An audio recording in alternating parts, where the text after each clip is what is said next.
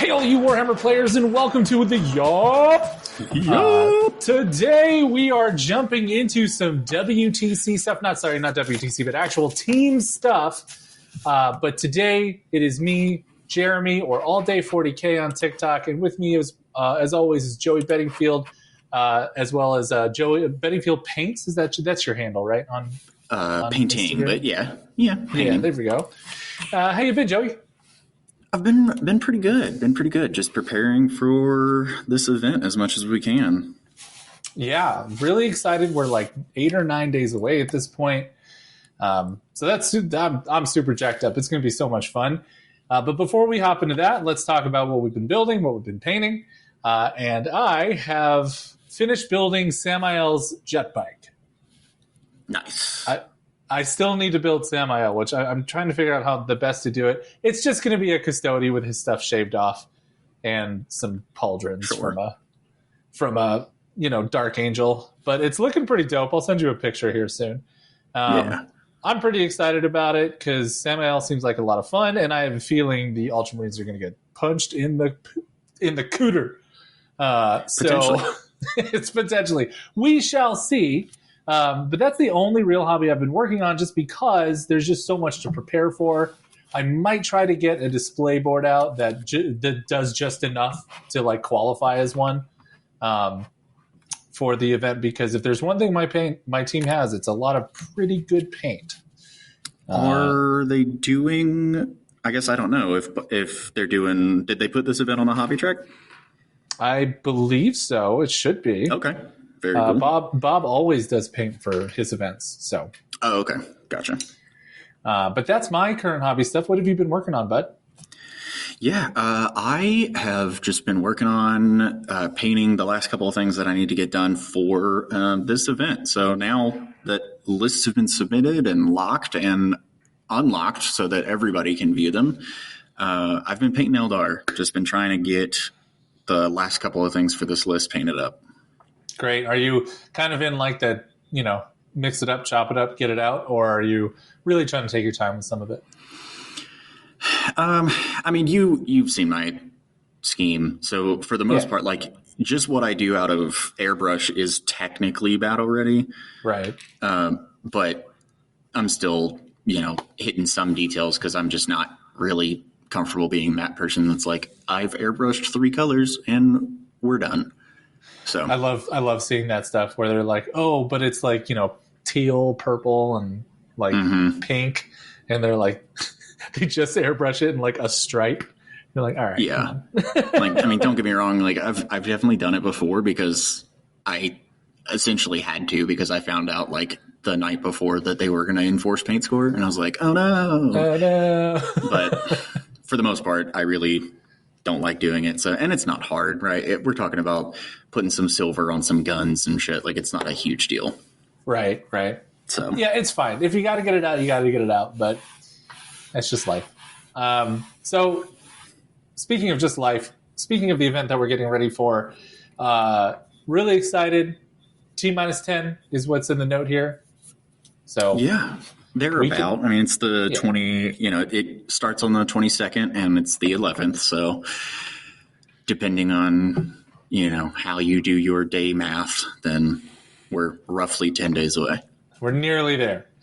That said, how confident are you in your team preparation right now? I know last week we were both kind of like, how are you feeling? I'm feeling a little bit better. I've had 2 personal practice games with my list so far. Okay. Which I would definitely like more, but I've had 2, which is more than 0. Yes.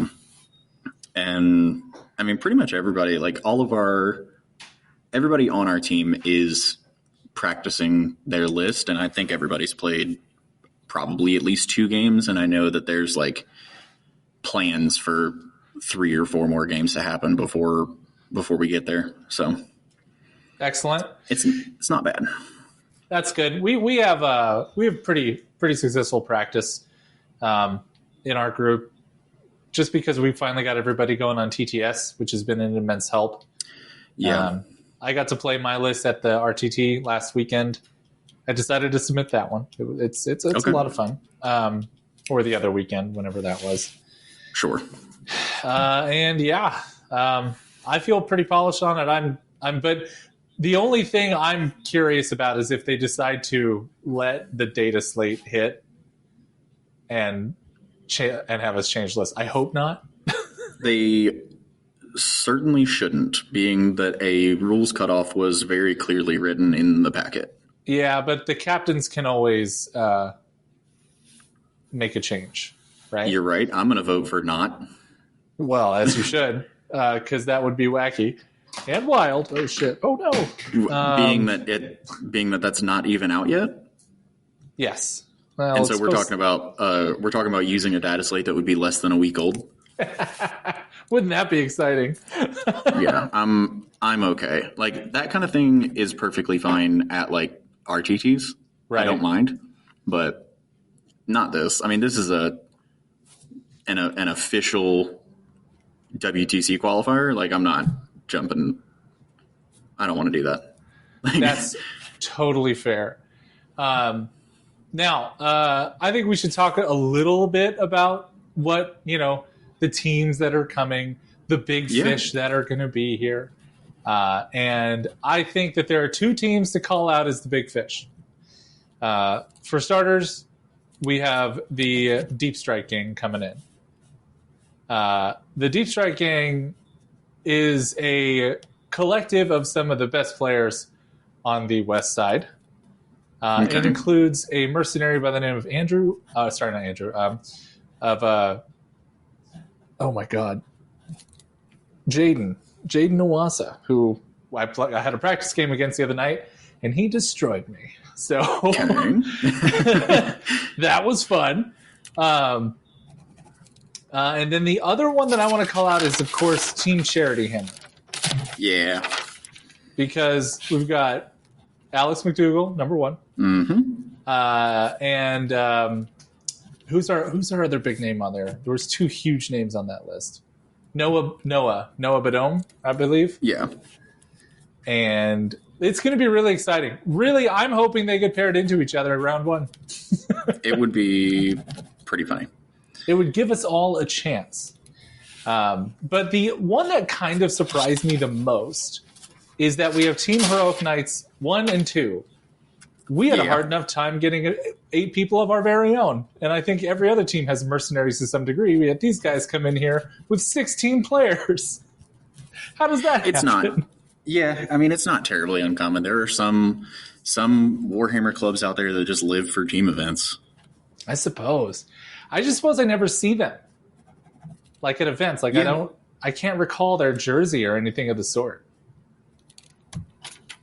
Yeah, that is, yeah. I mean, I'm not super familiar with that name, and I don't, like, I'm going to scroll through here again, but just off the top of my head, I don't recognize any of these names, but that doesn't mean, obviously, anything. I don't know everybody.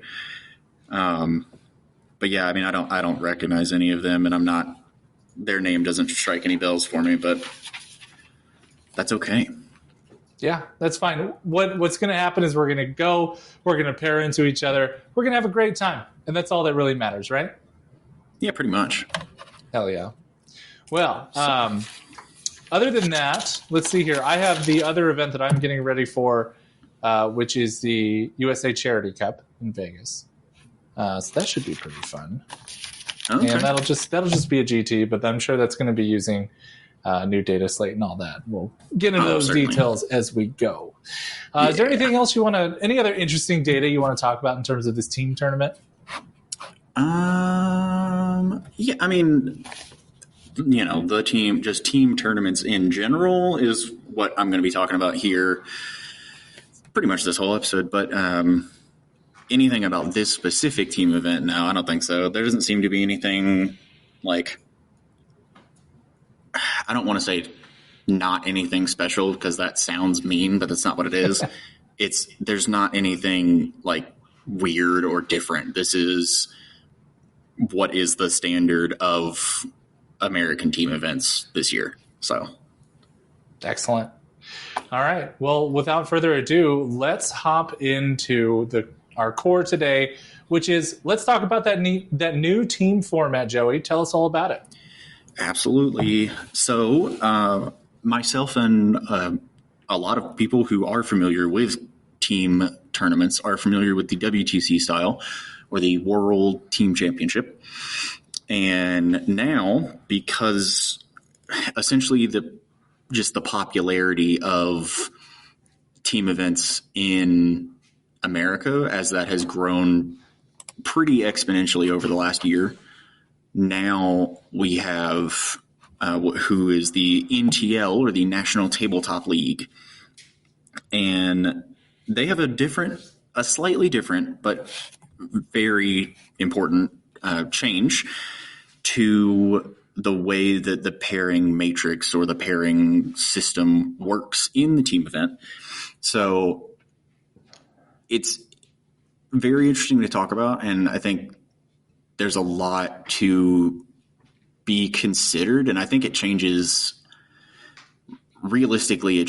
people's list building, if it's only for the simple fact that in a normal team event, or the team events that most people are familiar with, you have WTC style tables, which are not GW layouts. They're different, and they're very different for Americans. Yes. They're incredibly dense. And incredibly so, yes. Just crazy. But in the NTL matrix and NTL events, they don't use WTC tables. So just the fact that WTC terrain is not going to exist automatically, I think, changes list building, because there were certain things you could do and archetypes that you could throw into team events because you could put them on those tables. Definitely. You can do so much more with those heavy tables, those very dense tables. Like Melee can thrive in those situations, but there's only a few tables where Melee is going to thrive in GW terrain. Exactly. So that's issue number one, is there's only a few, because the event is using all 8 GW layouts. Yes. Which there are specific layouts per mission, of course. Yes. Which is good. But it is, it's interesting. Previously, the way that everybody would do it is your teams got paired up. You went to your table. Your captain sat down. They did the pairings. I'm not going to really get into all of that, because I'll just get into what we're doing now with the NTL. But, you would pick your pairings, you'd pick your matchups, and then everybody was playing the same mission, just on different terrain layouts and all of that. Right. We're not doing that. That's not what the NTL is doing, which is, I appreciate it. I understand it. And they talked about it in their new pairings matrix, which does exist online. You can find it. It's the National Tabletop League version 2.0. Heck yeah. And they talk about it. They spend the whole first page talking about it, of like what they believe the problems were in pairings, and then what they specifically are doing to try and solve it. So, and it's cool. It's pretty interesting to see, but really importantly is that not everybody's going to be playing the same mission. Which is fascinating to me. Like, genuinely fascinating. It is. And so the way that it's going to work, I guess we can just jump straight into that guy. Yeah. So that sounds great. You'll have 8 tables. Okay. Right, because it's 8 people, 8-man teams. So there's 8 tables. Conveniently, there's 8 GW layouts. Crazy. And then every one of the layouts has 2 missions that are on it. And then each of the missions that are on that layout are ones that are suggested per Pariah Nexus as like appropriate terrain layouts for the mission. So that's good, because they're trying to avoid missions being played on terrain sets that aren't intended for them. Right. So that's good.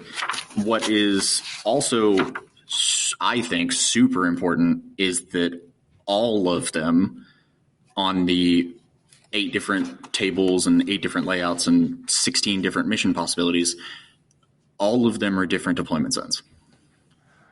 Oh, that's awesome. So they're actually giving a choice. So what happens, what you're going to do, or what the captains are going to do, and players don't necessarily have to worry about it because they're not really going to do it, but it is still important to know and like understand what's happening. So your captains sit down, and then they're going to you have like a deck of cards essentially that is every faction that's on your team. Mm-hmm. And you put one of them down face down, and that's your defender. And once both teams do it, then you flip them over simultaneously, I guess, to be fun. And then you see my defender, I see your defender. We look at the rest of our armies, obviously not the defender because they're going to be taken. Yeah. So we look at our other 7 possibilities. And you put down 2 of them face down again. Mm-hmm. And then once they do theirs, then you flip all of them face up. You look at all 4 at the same time. And then the defender is presented with 2 attackers, and they get to pick who they play against. Right. You know, in both scenarios. And then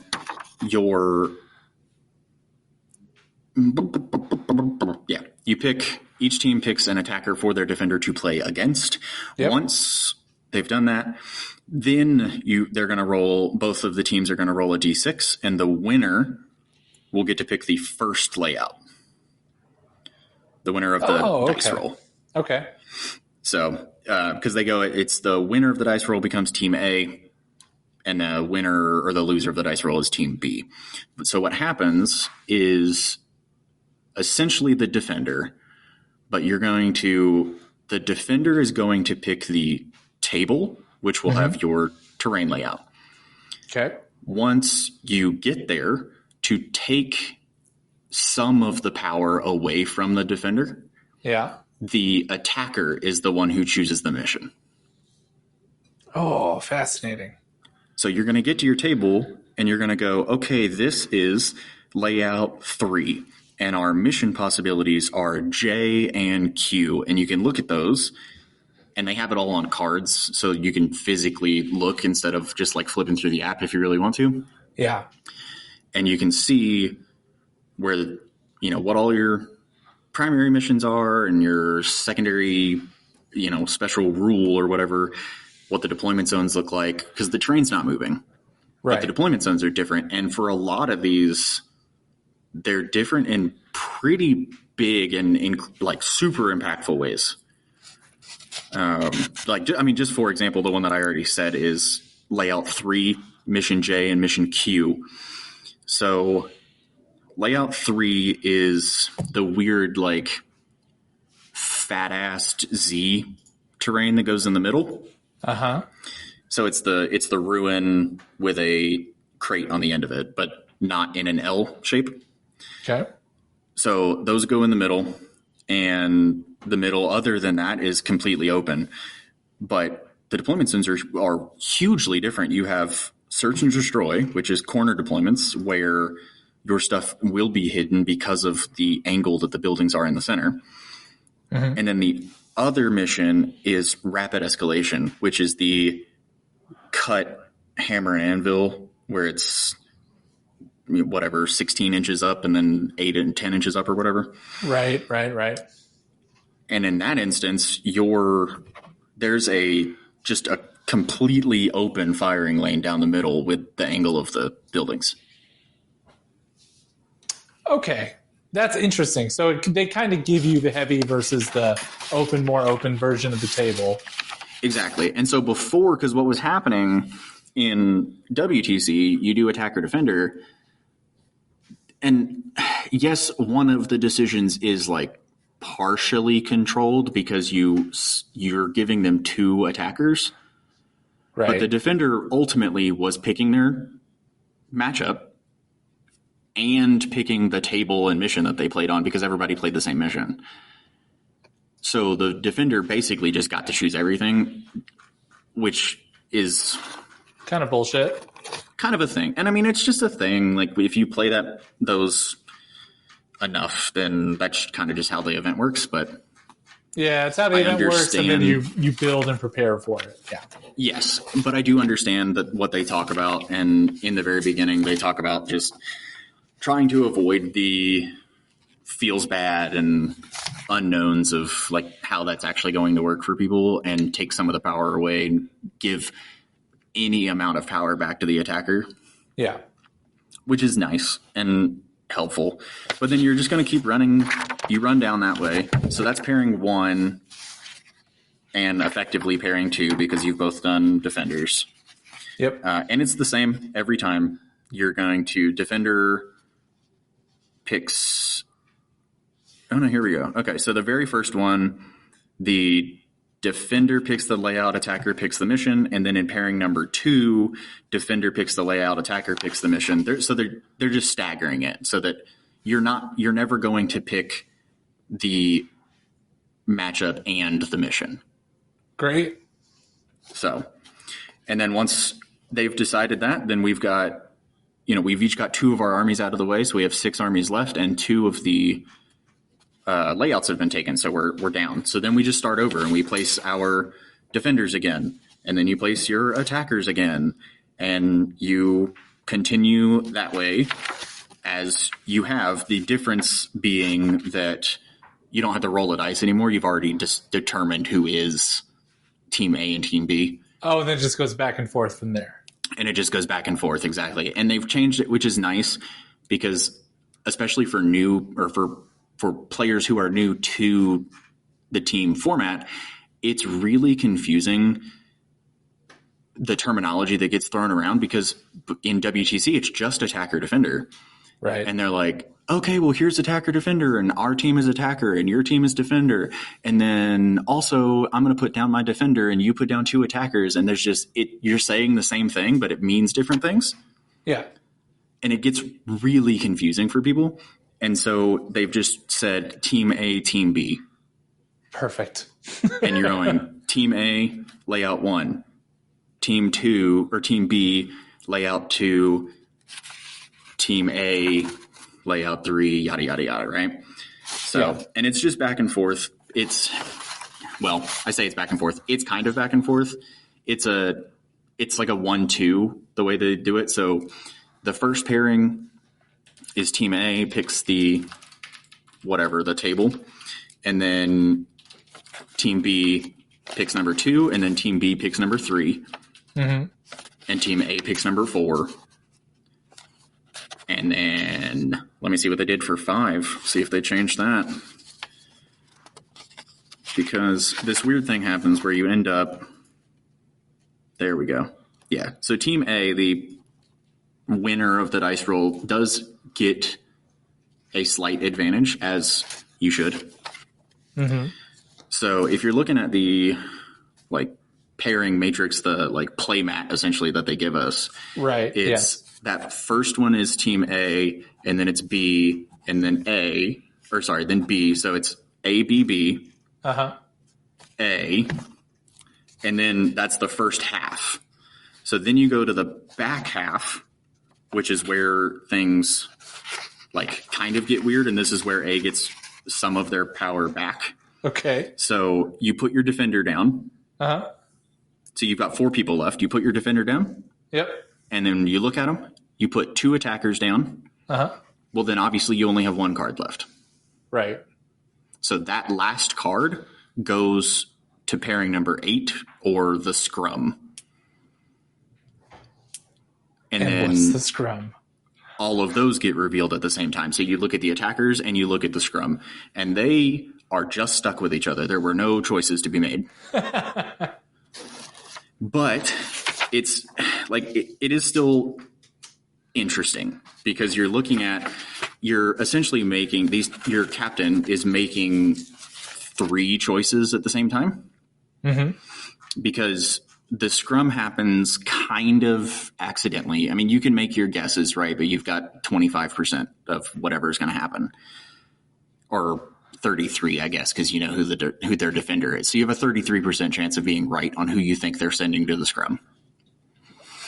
And then once you're picking your attacker.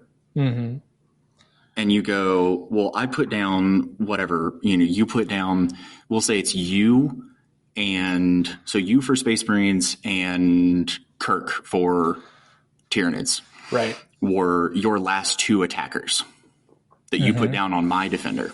Yeah. And so you know that one of them is going to play against my defender, but the other one is going to play against whichever attacker you don't pick from me. Right. So they're essentially making both of these decisions at the same time of, I have to pick a matchup here for this person, for my defender, but I also have to think which of my attackers is the opposing captain not going to pick, because I don't want to screw that person over either. Right. And so there's a weird thing kind of that happens there, but team A will pick the layout for 5, B will pick it for 6, B will pick it for 7. And then attacker makes the last the last choice, which defines the last 2, right? Well, so the very, very last one is the scrum. Oh, and that just happens. They don't get a choice in layout because they get whatever one is left. Right. But the A team will pick their mission.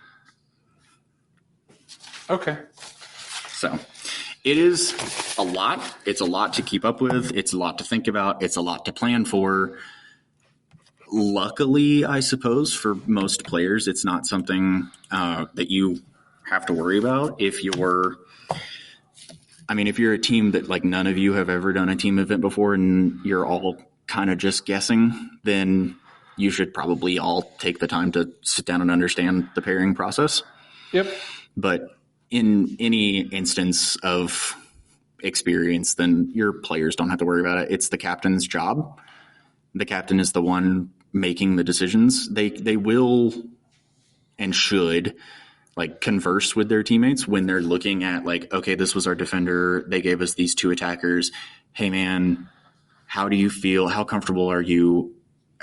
How confident do you feel going against his list or whatever? Right. And then ultimately they're still making the final choice, but they can talk to their teammates about it. So good. That all seems... It's quite a bit. I mean, like, once you get it going, it's very straightforward. It is. Right? It's a lot to, like, really... It's hard to explain because, I'm flipping through a packet that has all the pictures in it, and I've done it before, and it makes perfect sense. Yeah. I mean, I've seen it done. Hopefully it makes sense over the air because it seems weird. I've seen it done before. It just becomes okay, I put down 1, you put down 2, or I put whatever, and then I make a choice, and then you make a choice. Like, it is very systematic. So this is cool. I like this. And they have NTL, I believe. I'm gonna look and see exactly. Oh my god! Tell me that's not coming through. What? Oh, good. Okay. I clicked on the YouTube link that's in the description, and so the ad started playing in my headphone, and I was like, oh, no. Anyway, so on YouTube, you can look up Tabletop Life, and they have a video for the National Tabletop League pairing process. Oh, good. And you can watch them do it. Excellent. Which is... good. And it's all done with it's super easy too because they give you a deck of cards that has every possible faction, and then you really only care about the ones that you're playing.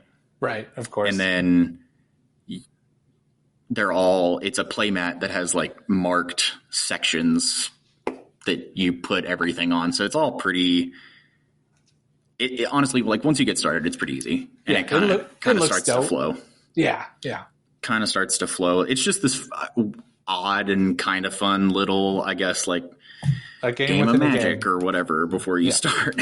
So, well, if there's anything I really like about this is that it feels like you were going to wind up with less ties. That is so very common in Teams format.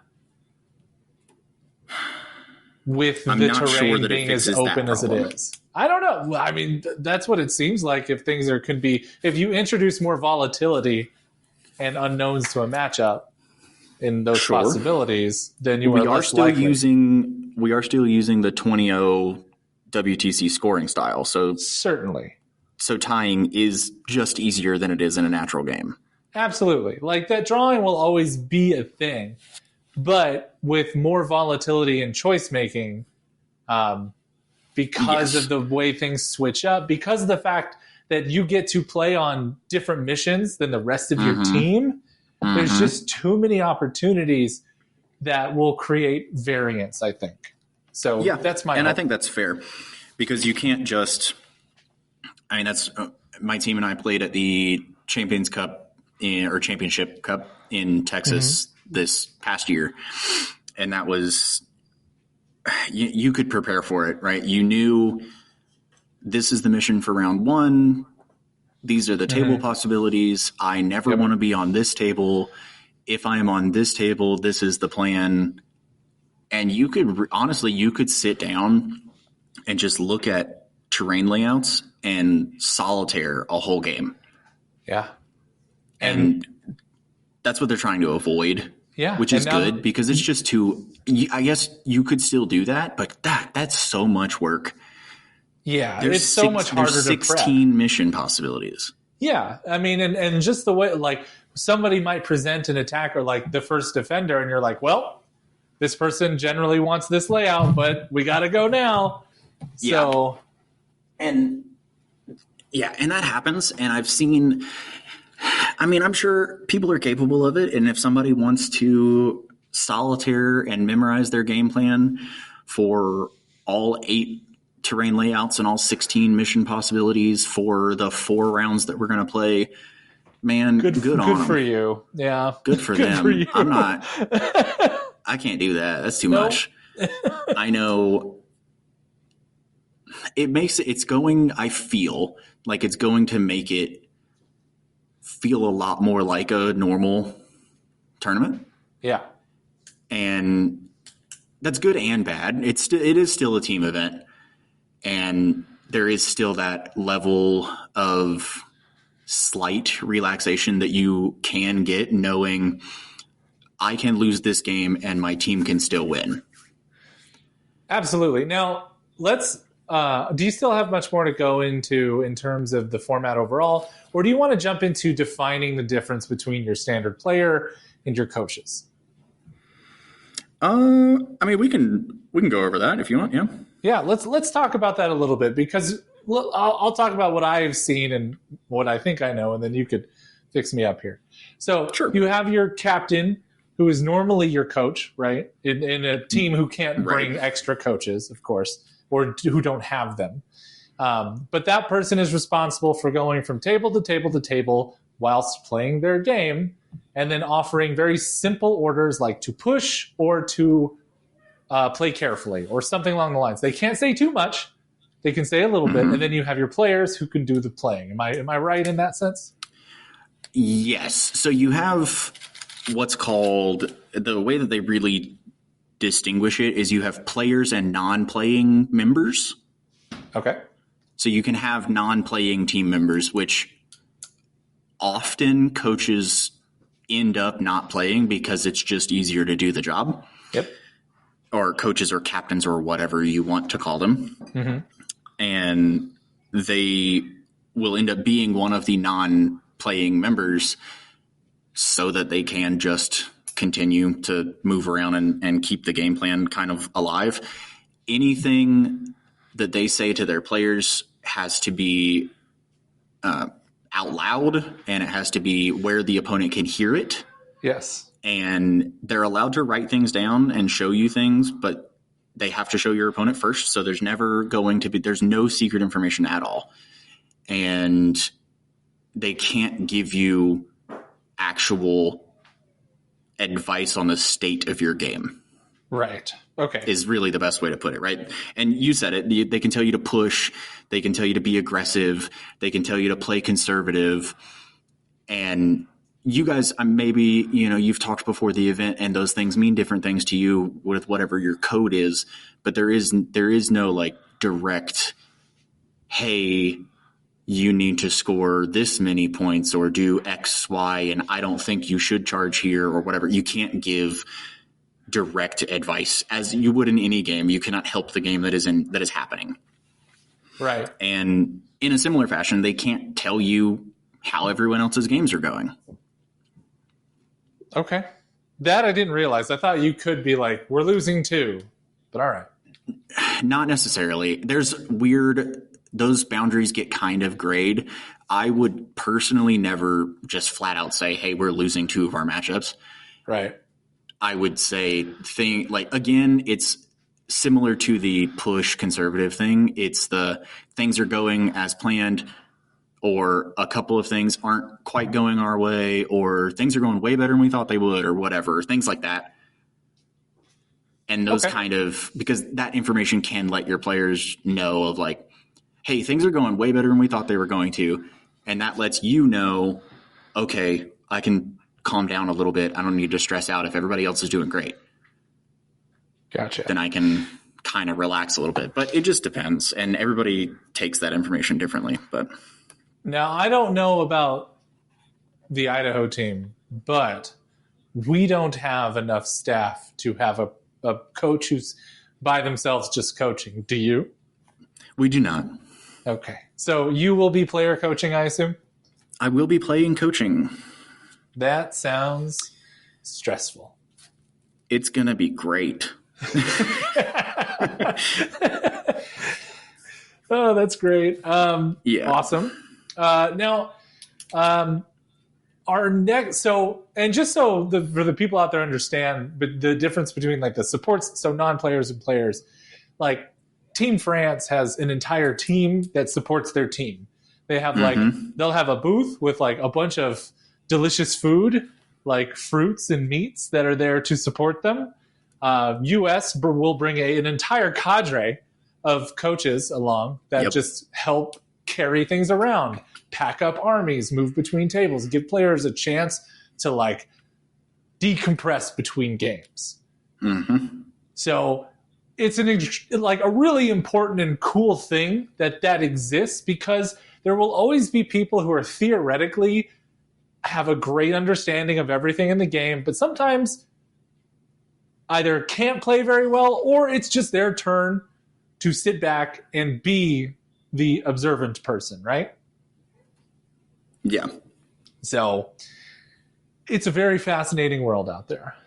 It is. It is very interesting. And even in this instance, so I think it is, again, important for the playing coaches, because I mean, you already said you guys have a playing coach, that if the playing coach wants to leave their game and check on their members, that happens on their time. Yep. And if a player wants to go find their coach, that happens also on their time. So you're not going to, you can't take anything away from your opponents by doing whatever. Yeah. And you're allowed to walk to other tables on your time, right? And just kind of look. Absolutely. And observe. Absolutely. Okay. Yes, you can. Okay. And that's interesting. So here's the I don't know, example. There he is. There's the word. Hey. Here's the example that they give you is the player can tell their coach that they have a plan personally to get a better score than what they had originally talked about. However, in order to do so, Sean has predicted a 5-point game into Joe's Eldar. He sees an opportunity to score 10 if his plan succeeds. But if it fails, he could score 0. He can say this to his coach, but he cannot say how he will achieve the plan. He cannot tell him exactly what he's going to do. He can just say, hey, we talked about a 5-point game. I can make it 10, but if I fail, it might be 0. And then from that point, the coach can tell him whether or not he can continue with his plan. And the coach can talk if you have coaching staff, you can talk to them. But the coach will just essentially give them a green or red light. And that, again, has to be that the opponent can hear it. But he can just say, yeah, man, go for it. If you think you can score 10, go for it. Or he can say, no, don't do that. We talked about 5. We really need you to keep it that way. So if you have a chance of going to 0, don't do it. And that's pretty much all you can. That's pretty much the extent that a coach can give, like, tactically. Okay. And that, I feel like that still kind of talks about, because you would know, or at least I would get the feeling for it if you came up to me, or if I was talking and I said, hey, I could get 10, but if I fail, I'll get 0. And you tell me, no, I need you to keep it at 5. That's what we talked about. That tells me that all of the other games are still close. Yeah. And we can't afford to take the risk. But if you tell me, go for it. Yeah. If you're like, yeah, man, go for it. Then, okay, cool. We're going to win more. Mm-hmm. So, and that's not bad. Win more. No. Win more. Win by a lot. Avoid the draw, right? Yeah. Okay. Definitely avoid the draw. It's an interesting format. So with the WTC scoring, you start at 10-10, and it's a 1-point differential for every 10 points you would score. Yes. Per the 100 that you score. Yes. So in order, and it changes, right? So if it's 50 to 40 or 51 to 40, then it would be 11-9. Mm-hmm. It takes a point away from the loser, gives it to the winner. There's only 20 points in the round. Right. So in order to score a 20-0, then you have to win by 50 or more points. Yep, and that's doable. It is very doable. It's very doable. Happens all the time. Especially when you consider why pairings are built up the way they are, is because you plan for matchups or styles of play with your style of play. Yep. Where you're either where you're like, people are hunting for that opportunity to just dominate their opponent, right? Exactly. And that's what you'll see a lot of times is a style of list. You'll have attackers, you'll have defenders or tanks, if you want to use a different term so that you're not saying attacker and defender. Mm-hmm. So you'll have your bruisers, and you'll have your tanks, and then you'll have your like Grey Knights, which is, hey, you exist so that we don't get 20-0'd, because Grey Knights are just really good at scoring secondaries, and as long as you score 51 points, then it won't be 20-0. Yeah. Well, 51 will be 19-1, which is still not good. Oh, that's right, but it's still better than 20-0. Well, I say 51. If it's 51 to 100, right, then it's 19-1, which is still better than a 20-0. And sometimes that's just all you're avoiding is just, hey, don't get 20-0'd. Yeah. And certain armies are really good at that, and that's why they exist in the format. And why there's so many Grey Knights in our tournament. Dude, there's so many Grey Knights in this tournament.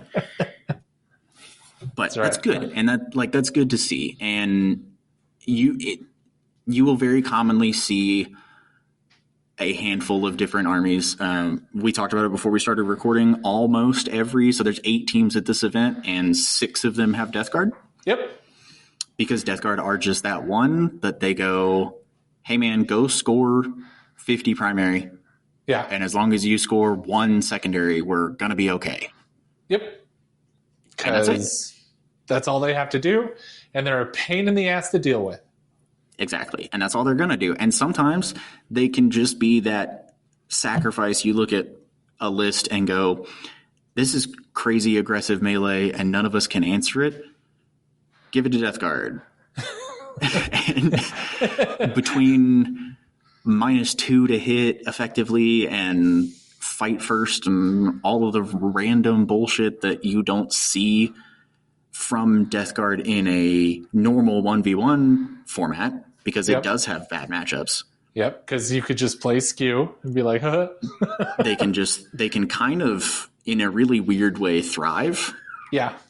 And just do it. And so that's why you see it. I mean, you see 6 of our teams have it. And I think 6 teams have Grey Knights, and 6 or 7 of the teams have Guard, because that's just with the inception of Bridgehead. It's just too good. Then they're just here to do damage, and that's what they're going to do. And then there's one list that I am worried about, and I think it's the Mechanicus list from Deep Strike game. Is it the Skitarii Hunter cohort list? Skitarii Hunter cohort with 1 million units that doesn't kill anything, but scores. It does. It kills a lot more than you think it does. Okay. All right. It's unfortunate. And AdMech is one of those armies that, like, it does take a really good player, and that's why you don't see them pop up a lot. And even looking at stat check, their like percentages aren't good, but in the right hands, they get pretty crazy. Yeah, and in events, they just score like a lot. Exactly. And in events, they score, and in events, they just have a million bodies. I mean, this guy's between infiltrating and scouting, he has 30, 40 millimeter bases. Oh, yeah. His list is named something about 40 mils. Yeah, that are going to be a mixture of infiltrating and scouting. It's amazing. It's so good. Like, it's unreal. The list puts out like something over 200 AP1 bolter shots. Oh, that's ridiculous. All right. It's unbelievable. And it's just this endless, if it's played correctly, it's just this endless wave of dudes, and you just hope you can get through it. I mean, we talked about it. I talked about it with two of my teammates today, and we were just quickly flipping through some of the lists. And one of the guys was like, man, who do we have that can beat that? And I was, honestly, no one. No one. You need something that nobody brings, which is like Triple Reaper. It was with Desolation Marines. It was unfortunately one of those lists that I know it exists. I've experienced it. I lost unbelievably hard to it at LVO. I know what it does, and I really just hoped that no one was going to bring it, because, I mean, people can prepare for it, but I don't think a list that prepares for that is going to do well against anything else that people bring to teams. Does it do a lot of lethals? Nah, not off the top of my head. I don't think so. You know what? I bet big bugs can smash it. They've done a lot of blasts.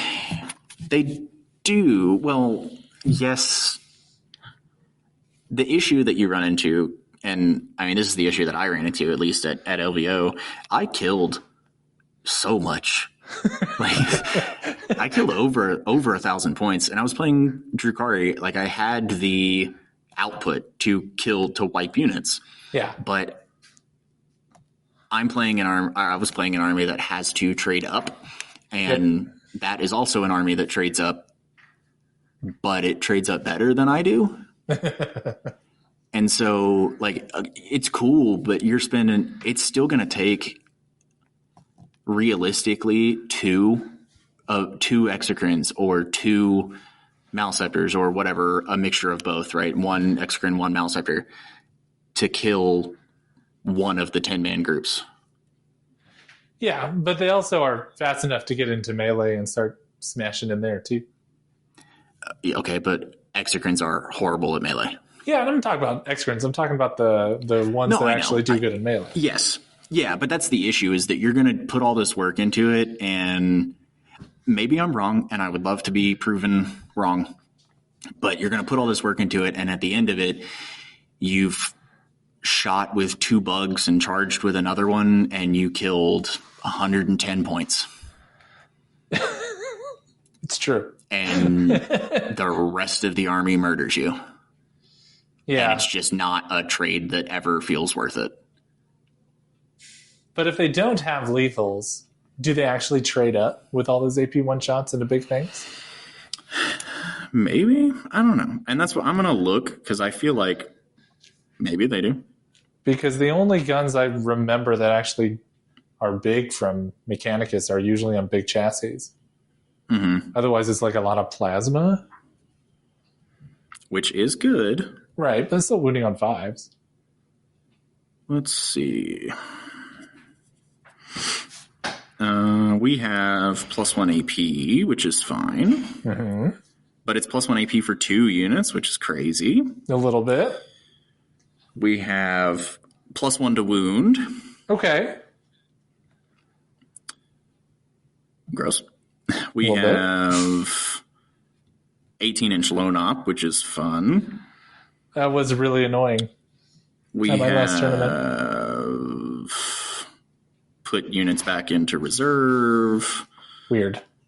We have 5-up Feel No Pain for Sakaran, Taraxi, or Sidonian units, which is his army. Yeah. Which makes them like infiltrators and rust stalkers and the little pterodactyl dudes. 5-up Feel No Pain makes them really annoying. Yeah, a little annoyingly tough to deal with, especially with -1 to hit. I mean, yeah, you can get, they still have their imperatives, so they can be heavy or assault or whatever. Yeah. And do that kind of thing. So it's pretty much assault is what's going to happen. And then, I mean, I'm not going to sit here and go through every single data sheet. I assume that there is lethals that exist in the army. Yeah, I don't recall many of them, but I guess we'll just have to see. It'll be interesting to see what people matrix into that army. I'm really curious to see how that all goes. Mm-hmm. And I mean, some of it doesn't need it. Like the little, the infiltrators are strength 6. Oh, that's actually in melee. Higher than I thought they'd be. And rust stalkers are strength 5 with anti-infantry and dev wounds. Why are they stronger than Blade Guard? Blade Guard is strength 5. Screw you. That's why. That's some horse shit if I've ever heard it. These spindly dudes are strength 6. What the hell? They're robots, though. But Space Marine. All right. Now I'm just getting mad. Yeah. All right. Okay, cool. They have. I know that they have an enhancement that they put on probably the Marshal that lets them jump. They get out of their transport in the movement phase. They shoot you, and then they get back into it. Oh, yes. And the transport gives reroll wounds? Is that what it does? Yeah, it has firing support or whatever. Yeah. That unit kills stuff pretty good. Yeah. But you just kill the transport and it okay. stops doing anything, which is easy, honestly. So, sometimes, yeah. Yeah. Okay. All right. But yes, that list also terrifies me. Yeah, it's scary. To be honest. Slaps. That was the one that stood out to me like, oh God. Everything else, I'm like, okay, this all makes sense. Yeah, everything else is pretty normal. Or at least from a team's perspective, it feels pretty normal, and it's not anything that's like overtly skewed or crazy. There's honestly, I'm not going to point them out, but I think that in my opinion, there are 2 or 3 lists, which admittedly is pretty low. There's 62 people. Yeah. But there's 2 or 3 lists that I think are actually just kind of bad. There's a few, yeah, for sure. But that's really always going to happen. Yeah. And not everybody's necessarily... not everyone's going to have like the perfect list. Some people are just comfortable with what they have. Right. And comfort on a list is more important. Yeah. Exactly. And that's exactly what I told my guys of like, oh, well, should I bring this and should I do this? And I don't have any of these. Do I need to get one? I'm like, look, man, just play what you're comfortable with. Yeah. Just play something have a good time. Like. Yeah. Enjoy it because the team format is wildly different than a regular event. And it's a ton of fun. It's so much more fun than I thought that it was going to be before I did it. And it's amazing. Just go and have a good time and enjoy it. You also only play 2 games in a day, which feels so nice. Is it only 4 games total? It is only 4 games total. Oh, that's cool. So it's 2 4-hour rounds, right? If that includes pairing time? Yeah, so it's an hour for pairing and then 3 hours for the game. Yeah. But if you finish pairings in 20 minutes, then you can start playing. I think everyone's going to push for that. So it really is all about how quick you can get those done to get some extra time. Clocks are required, so everyone will be using clocks. And yeah, I mean, it's pretty straightforward. It's good. Yeah. And you do your game, you go to lunch, you come back, you do another one, you're done. Sounds like a blast. It's great. I'm so excited about it. Yeah, but I think that go ahead. Sorry, yeah. I guess I just wanted to point out because we had talked about the ties, and so I just wanted to point out, I guess, the way that the scoring works. So it's the 20-0 for WTC, which we already talked about, and so if you're within 10 points of each other, then it's a tie. It'll be a 10-10, which is a draw, regardless. It can be 50-59, and in a normal game, that's a win. It's a draw. Mm-hmm. And then just the way that the math works out, because there's 8 games with a possible of 20 points per game, just the way that the math goes, if you don't score as a team, and it's the WTC score that gets combined, if you as a team do not score 75 points, then it will be a draw for the round. Oh, okay. Yeah, that's right. It's just the math. And so, and sometimes that's great as like from a coaching standpoint, that if 5 of the games are done and we already have 70 points, I can tell you guys to relax. Yeah. You're just just play. You're good. We can move on. Exactly. Just play. Don't worry about it, man. Go with the game plan of what we set you forth with. Go. Exactly. And that's nice. It feels really good. Sometimes it's super stressful of like, hey man, I don't fucking know. Keep playing. Good luck, I guess. It gets weird. And it's just really, really interesting, I think. And that's part of the like intrigue of it and like the beauty of it from a weird standpoint, that like there's aspects of it that make it less stressful than a normal event. Uh-huh. And there's aspects of it that make it more stressful, because it's nice to know, hey, I can lose this game and my team can still win. Yep. But you can also be the last one playing and be the determining factor. That does sound stressful. And now, if you lose that game, that you did lose the round for the team, effectively. And no, you didn't, right? Because everybody else could have scored more points potentially. Right. But it still doesn't it doesn't feel that way. Exactly. All right. But it's so much fun. Yeah, I'm super excited. All of us are really stoked because none of us, except for our 2 guys, are mercenaries. They're the ones who know teams events really well. The rest of us, we're just like super stoked. Who are your mercenaries? Our mercenaries are Bailey Strump from the PNW Warlords, who's great. And then Nicholas Fromm, who is from Team USA. Yeah. So who's been admittedly one of the other big names there. So absolutely. Now he did get, he was the one in Pyra who kind of got hand grenaded often with his Eldari army. So he didn't have the greatest showing. Yeah, he didn't have the greatest showing there. But Nick has been a pillar of this region for a long time. So he primarily operates out on the middle to western side of Washington. And he's generally top 5 in almost every big major event you see him at. And he's a really astonishingly good player. So really excited to learn from him. We're going to be doing a bunch of like pre-event work leading up to it.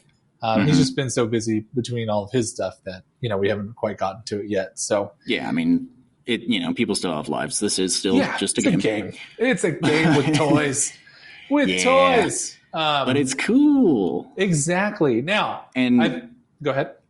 I guess I want to know, and if it's too big of a can of worms here based on our current episode, then you just let me know that, and we won't talk about it because that's okay. Yeah, let's see it. Let's hear it. Are there any lists that you've seen that you want to talk about or that you're curious about? From your group or just in general? Anyone. I mean, from my group is fine. If that is what you have, I can answer that better. But if just any in general, because I've looked at all the lists already.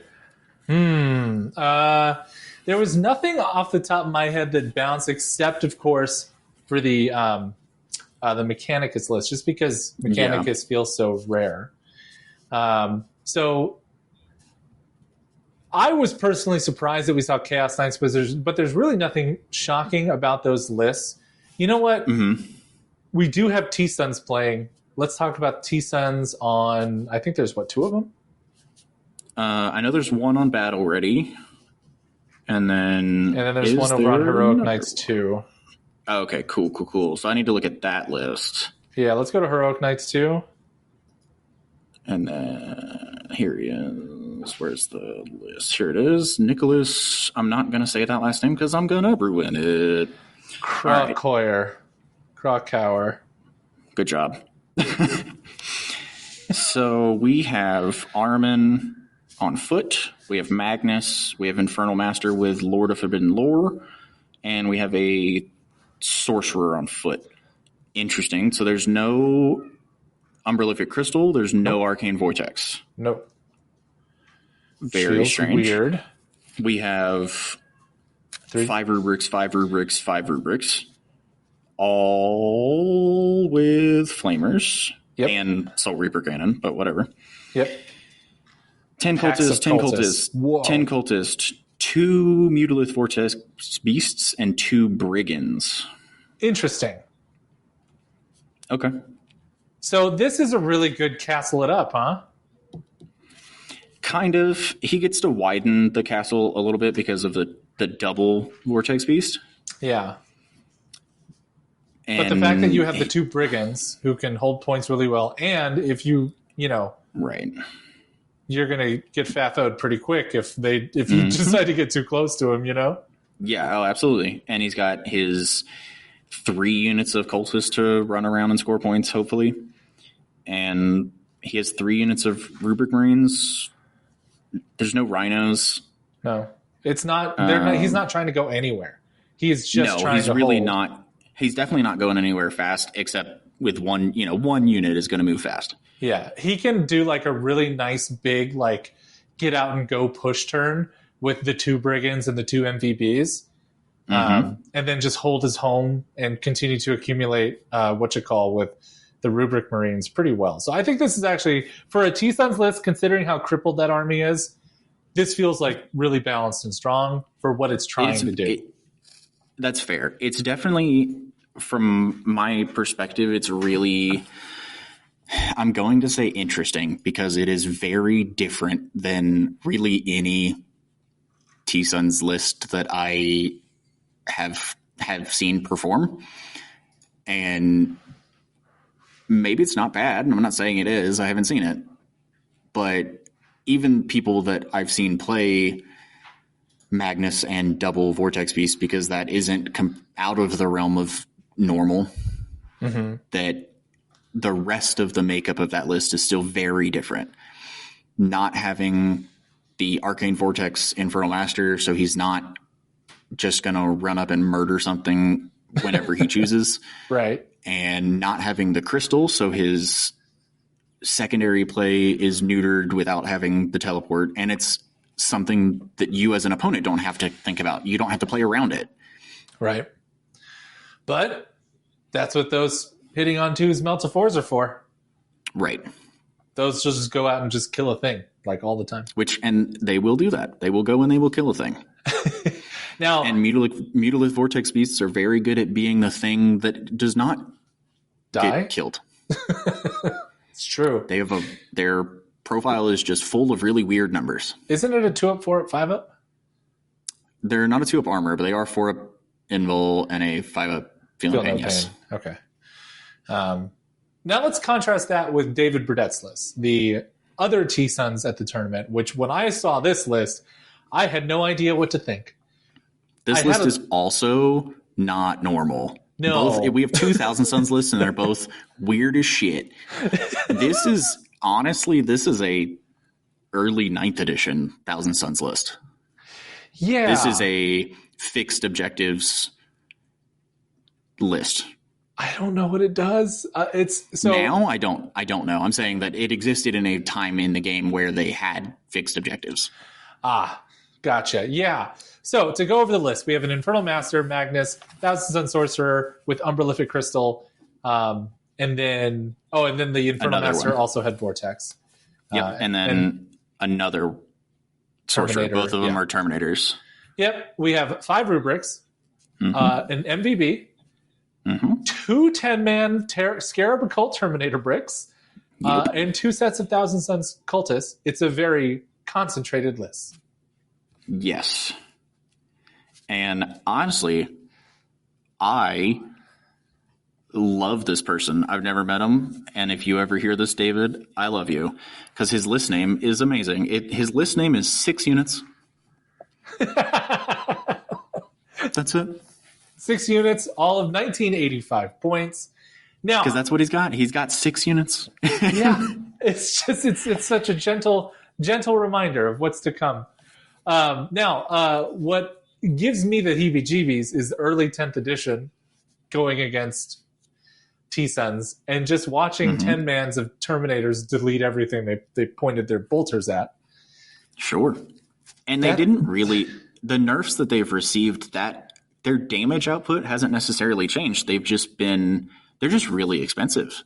They're just really expensive. And you don't strip saves anymore. It's just an additional 2 AP, which might as well be stripping saves. Right, which is also very different.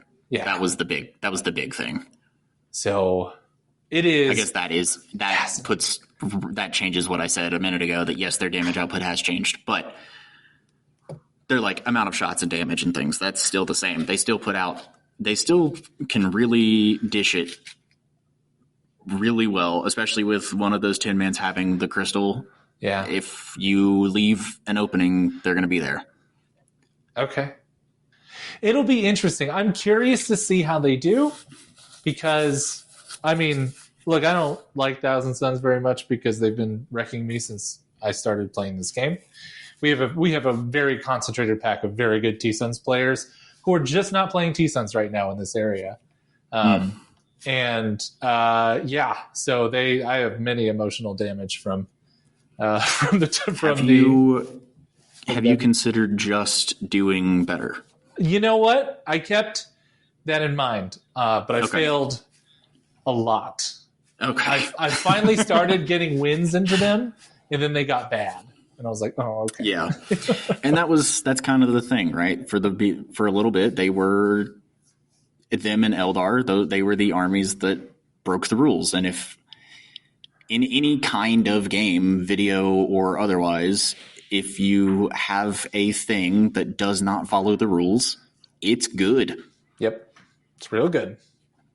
And they still break some of the rules, but not to the extent that they did before. Definitely not. Now, my question for you, buddy, is the same. Do you have a list that you want to talk about? Man. I mean, I agree with you. The Mechanicus list is just... horrifying. Horrifying is really the correct word, I think. It's horrifying. Mm-hmm. Just don't like it. I don't like it. I don't want to play it. I hope we don't get matched up. It's not a thing that I want to put any of my players through, and it's not something that I want to go through again. No, I don't want to deal with that. I'm not feeling it. I'm looking at this fairly interesting, semi-standard, I guess. We have Brennick with Heroic Knights 1, who's playing Custodes. Ooh, yes. And, this one was he's the only one. He's the only Custodes player, right? Yep. I think maybe 2. I think there might be 2. There might be 2. Let's see. There is 2. Okay, so we have James Lee as well. I'm going to check out this list real quick. Oh, that list is weird. Oh, okay. I'm going to talk about this one because this one's cool. Is this King Volton Goes to War? This is King Volton Goes to War, yeah. So James Lee with Deep Strike Gang. He is Shield Host. Okay. With Shield Captain in Terminator armor. I love it. I love a Terminator. Shield Captain on bike. Let's go. He then has just a single 2-man of Terminators. Okay. He's got 2 4-woman prosecutors. Excellent. He's got 12 Venatari that are split up as 6-3-3, which is sick. That is so fun. Those are the deep striking ones, right? The jump packs. Yeah. That's the 4th world jump packs. Yeah, they're so cool. He's got lances on all of them. Ooh. Pretty sick. Then he's got a unit of 4 Witch Seekers. Excellent. He's got 9 bikes. Yes. He has 3 units of 3. Excellent. And then, of course, it is 2 units that are salvo launchers and 1 unit that's hurricane bolters. Fascinating. And then, yeah, of course, he has a Calidus assassin because that's what you do. Yeah.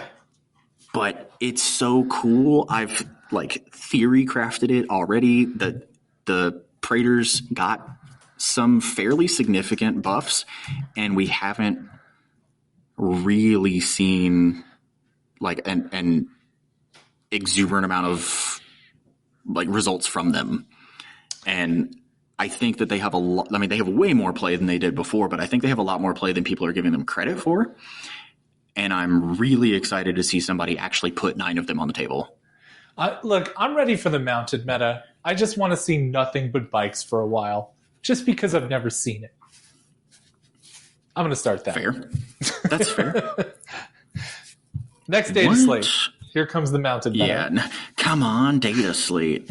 I need to look at what this enhancement does. Oh, cool. Okay. So his bike captain, who also has a salvo launcher, so I assume he's leading one of the salvo launcher units, his unit ignores cover. Oh, that's juicy. For 5 points, that's pretty hot. That seems like a very high-scoring army with its mobility. It's so much more mobile than most people have ever seen Custodes be. But you know where it might really suck is primary. It very well might, because he's got no guard. No guard. No whatchamacalls. Yeah. No wardens. No. He's got 3 units of sisters and 1 unit of Terminators. Terminators are not for primary. No, Terminators are there to jump in and score an assassinate or something. So it's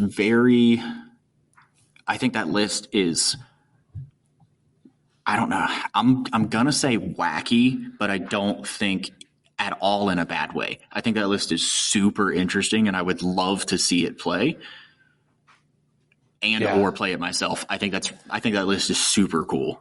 I feel like it just does a very specific thing really well, which is do what Custodes aren't usually, which is be an extremely mobile, killy army. Yeah, it's going to do, for anyone that has not played against things like that before, it is going to do a staggering amount of killing. They're Vanguard Custodes. That's what they are. Kinda, yeah. Yeah. Kinda. That is fascinating. Where is this? They're not on the data sheet. Oh, you have to go to the Imperial Armor to look at them. That's why. Oh. Hey, that's not annoying at all. Let's look at these lances. You've got 24-inch range. They're the same shooting that Guard have. It's 2 shots, 4-1-2 with assault. Okay. And then in melee, they are 5 attacks. Okay. 7-2-2 with lance. Oh, that's brutal. 7 with lance is pretty wild. That's really good. The unit ability is rapid ingress for 0 CP. Okay. Specifically rapid ingress, so you can do it with all of them. Oh, yeah, all in a single turn. Okay. And they are eligible to shoot and charge in a turn they fall back. That's great. they're so strong. They're so good. I think they're awesome. They're so good. And they're exactly the same as guard. They're not weird, like 3-up saves like they used to be. They're still a 2-up save. They're still a 4-up invul. They're still toughness 6. And he's not bringing the pistol because it's a waste of time. Like this so, and there's 12 of them. It's a one big unit of 6, and then there's 2 units of 3. Like they're fun. So good. That is fun Warhammer, and I'm here for it. I can't wait to see how it plays. Yeah.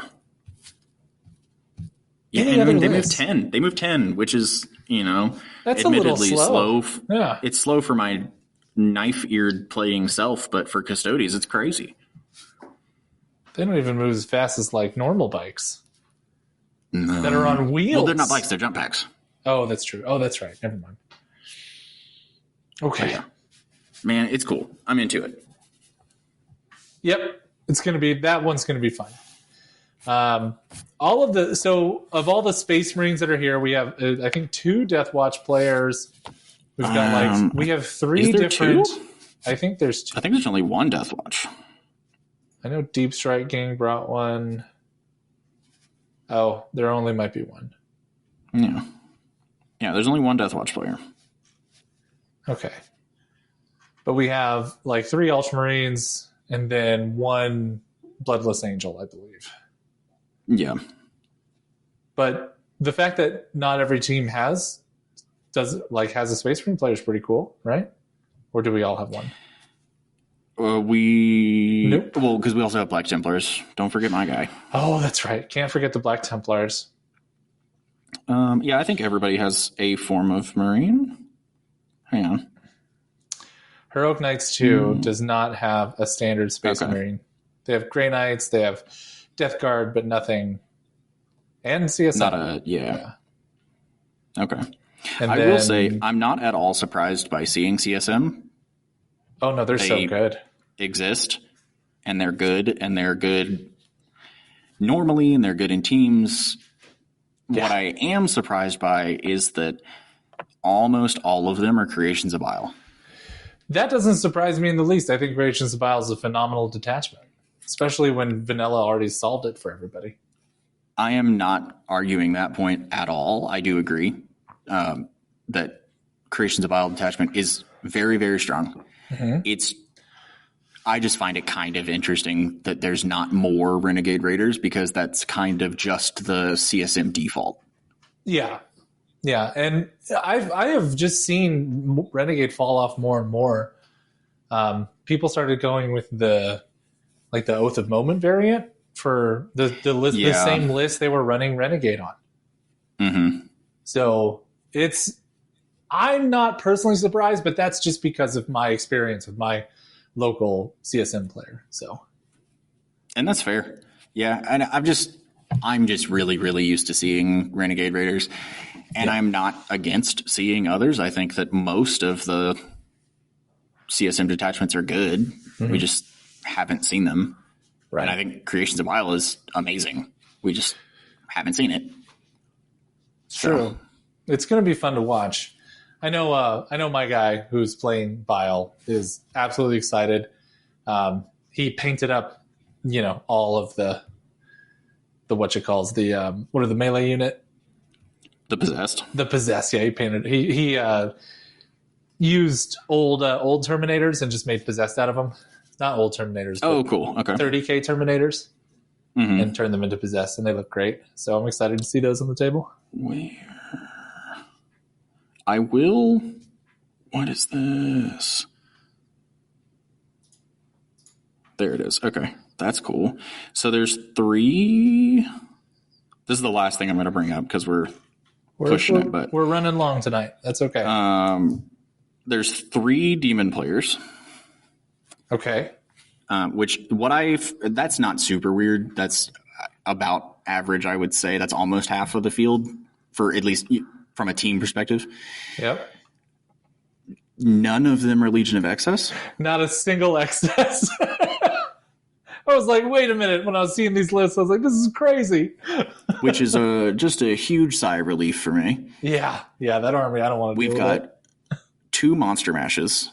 Yep. And then we have the Nurgle detachment. Yeah. We got an all Nurgle which one. Is so cool. Yep. It's going to be and fun. It's not just all Nurgle, right? It is the Plague Legion. It's the Grotmus Nurgle detachment. Like, yes. Very cool. It's going to be dope. Yeah. We have a really fun mix of stuff. I can't wait to see what... Yeah, I mean, I think it's a very exciting spread that we're looking at, and it should be nothing but a blast. So, yeah, I'm stoked, man. It's going to be so much fun. Okay, I think that winds us up. We did have some other stuff we wanted to talk about. We could always push that to the next episode. We have been running a little long tonight because we're excited about this tournament. So, what I will say is thank you all so much for sticking around, listening to us go on about teams format in terms of Warhammer 40K. We hope that you decide to share us with your buddies, and we hope that you give us comments and ratings and everything else so that we can continue to grow ourselves. And we hope that you're here Press with all the us. Buttons. Yeah, push the buttons. Push the button. Anyway, I hope you all have a great rest of your day. You too, Joey. You as well. And we'll see you around the next time, folks. See you guys around.